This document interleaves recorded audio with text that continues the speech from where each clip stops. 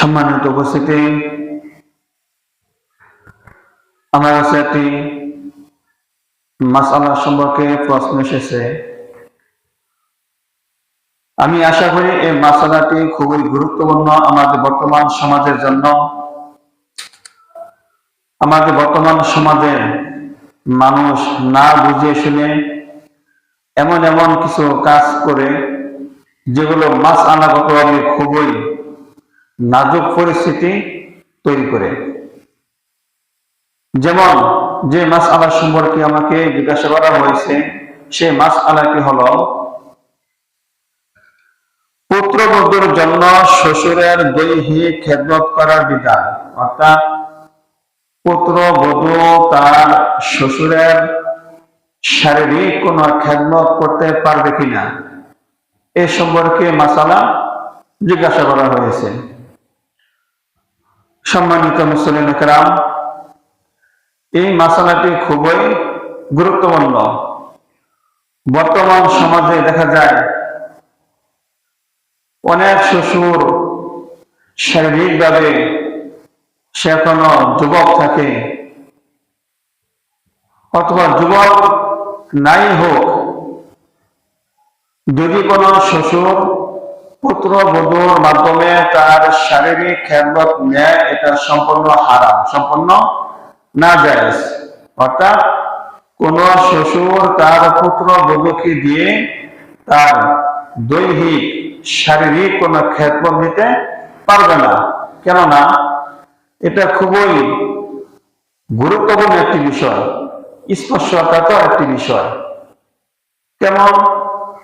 যদি কোন পুত্রবধূ তার শ্বশুরের দৈহিক খেদমত করে, তাহলে খেদমত করা অবস্থায় যদি শ্বশুর অথবা পুত্রবধূর মনের মধ্যে কোন ধরনের কামনা বাসনা চলে আসে, তাহলে ওই পুত্রবধূ ওই শ্বশুরের ছেলের জন্য সারা জীবনের জন্য হারাম হয়ে যাবে।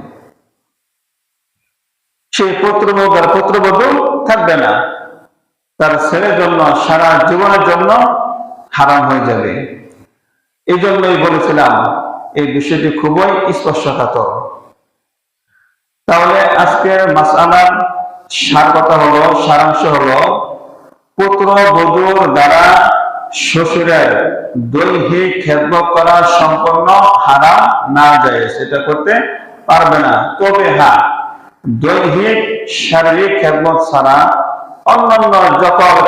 অন্যান্য যে সমস্ত খেদমত রয়েছে, যেমন ওজুর পানি নিয়ে দেওয়া, গামছা নিয়ে দেওয়া, খাবার নিয়ে দেওয়া, খাবার পানি নিয়ে দেওয়া, অন্যান্য যত কাজ কাম আছে, খেদমত আছে, এগুলো করতে পারবে। কিন্তু শারীরিক কোন খেদমত পুত্রবধূ শ্বশুরের জন্য করতে পারবে না। আশা করি যে মাসআলাটি বুঝে এসেছে।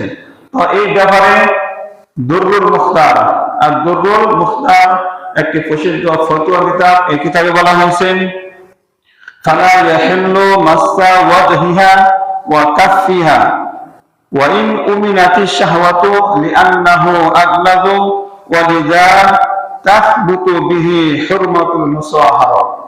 অর্থাৎ দুররুল মুখতার এই কিতাবে এবারতে স্পষ্ট ভাষা বলা হয়েছে যে পুত্রবধূর চেহারা এবং তার হাত, এগুলো স্পর্শ করা সম্পূর্ণ হারাম, হালাল হবে না, হালাল এটা হবে না। যদিও কামড়ার আশঙ্কা না থাকে, এটি কেন? লিআন্নাহু আগলাযু, এটি খুবই স্পর্শকাতর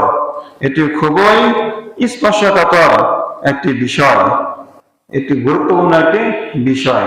কেননা যদি স্পর্শ করা অবস্থায় দুজনের কোন একজনের মনের ভিতরে কোন ধারণা, কোন কামনা বাসনা ফুটে ওঠে, চলে আসে, তাহলে এখানে হুরমাতুল মুসাহারা এর সম্পর্ক বাস্তবায়ন হয়ে যাবে।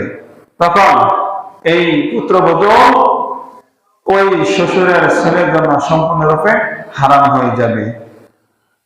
এজন্য আমরা এই বিষয়টি খুবই লক্ষ্য রাখবো। আমরা আমাদের সমাজের ভিতরে, পরিবারের ভিতরে যাদের পুত্রবধূ আছে, আমরা তাদের মাধ্যমে দৈহিক কোন খেদমত দিব না, বরং দৈহিক খেদমত ছাড়া, শারীরিক খেদমত ছাড়া অন্য যে সকল খেদমত আছে আমরা এগুলো নিতে পারবো। আশা করি মাসালাটি আমাদের সকলে বুঝে আসছে।